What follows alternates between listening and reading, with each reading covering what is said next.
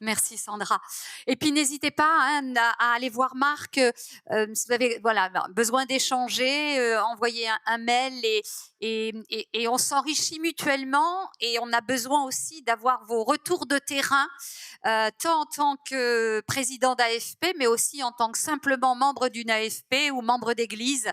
C'est ensemble qu'on peut arriver à aller plus loin et puis à prendre soin de ceux et celles qui sont victimes. Donc voilà, merci à vous tous.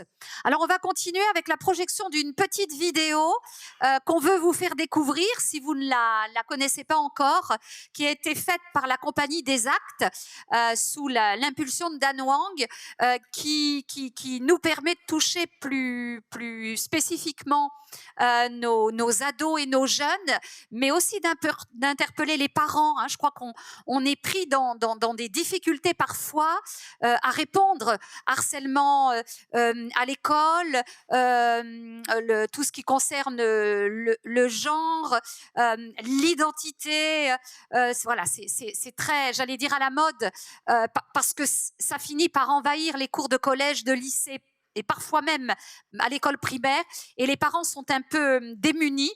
Donc, cette vidéo est bien faite, elle permet d'ouvrir l'échange, et ce qu'on souhaiterait, c'est vous encourager aussi à réfléchir peut-être pour faire des groupes avec les parents et avec les enfants en utilisant ce support pour aller plus loin dans l'échange, et là aussi donner des pistes de réflexion et de partage qui ne soient pas uniquement le oui ou non, c'est monstrueux ou on ne sait pas quoi en dire, et en tant qu'association familiale, on doit aussi se pencher sur ces problèmes récurrents auxquels on est confronté, et il nous faut alors pas forcément des réponses, mais la possibilité d'accompagner, de cheminer, et puis d'avoir des outils qui libèrent la parole. Et plus on libère la parole, plus on se rend compte qu'il y a des choses qui se passent et qui font qu'on échappe à des drames, et notamment à des gros clivages entre parents et enfants, et puis avec le camp du bien et le camp du mal.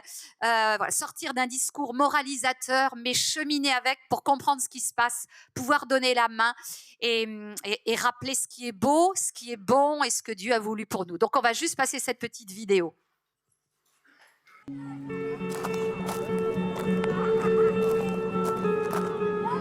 Encore une journée dans cette jungle, où la vie rime avec selfie, hashtag et emoji.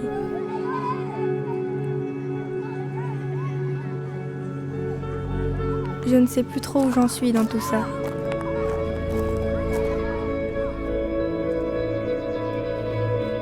J'ai besoin de me sentir important, exister vraiment. C'est plus facile de frapper que d'être frappé.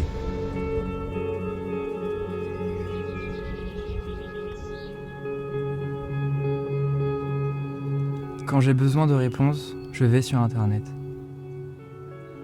Je suis accro jusqu'à l'épuisement. Mais est-ce que j'ai vraiment le choix ?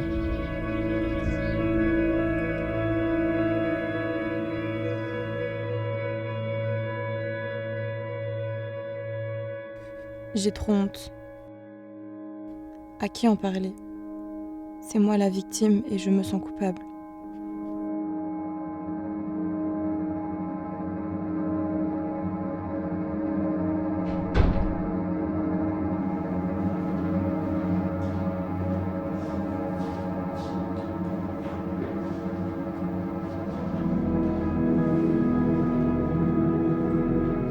Chaque jour qui passe me fait mal.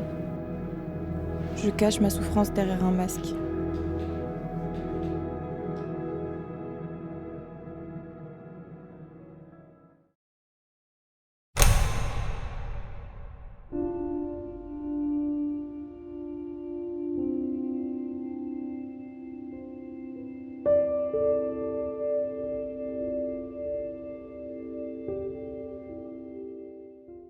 Tout va trop vite. Aujourd'hui, c'est plus possible d'être soi-même. Qui suis-je ? Qui suis-je pour vous ? Vous ne pouvez savoir de moi que ce que je veux vous montrer, à travers un écran. J'ai compris très vite que ma valeur se mesurait au nombre de likes et de followers. Alors, je me suis créé une autre identité. un autre moi que les autres accepteraient. J'ai choisi mon image, mon style, mon corps, mes expressions. Tout est mon choix. Je me suis fabriqué une autre réalité, mais ça devient trop lourd à porter. C'est comme mettre toute son énergie pour grimper à l'échelle qui mène au bonheur et réaliser qu'elle est contre le mauvais mur. J'ai mesuré ce bonheur par la popularité. Mais la vérité, c'est qu'on n'accepte qu'une image de moi. Et au final, je me retrouve toute seule. Je voulais juste être acceptée, être aimée. Et je me suis enfermée dans ma propre prison de mensonges, de pseudos. Je ne suis pas celle que vous croyez, juste celle que j'ai envie que vous voyiez.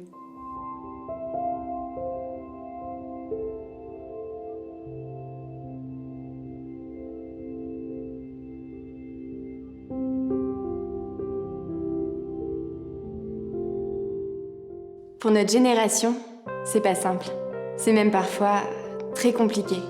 Le pouvoir d'influencer tient dans un post, un tweet. Et n'importe qui peut affirmer n'importe quoi. Mon identité n'est pas inventée, elle m'est donnée.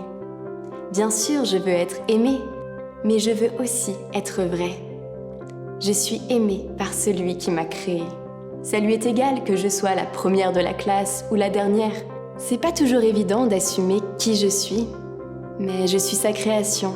Je ne suis pas celle que les autres pensent de moi. Je suis celle que lui pense de moi. Le vrai moi, celle qu'il a créée, tout simplement. Il n'y a pas d'identité sans vérité. Il n'y a pas de liberté sans identité.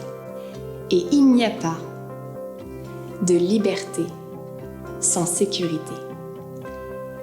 Je ne suis pas celle que vous voulez que je sois.